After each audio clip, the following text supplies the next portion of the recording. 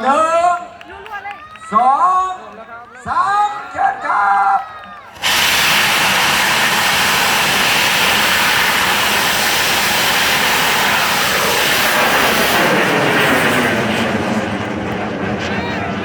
พี่น้องครับเจ้าพ่อเมืองแสนพี่น้องจากท่าอำเภอพนมไพรตกก็ถือว่าไปเลยพี่น้องเฮาเจ้าพ่อเมืองแสนพี่น้องนำเขา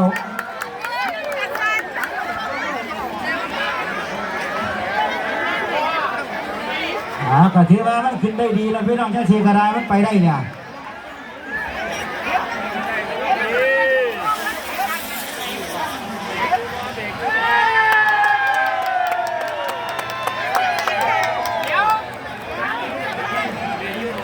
ครับพี่น้องนี่ครับสบายใจได้สำหรับผมว่ามีเข่าพายุแล้วครับพี่น้องสบายใจตอนนั้น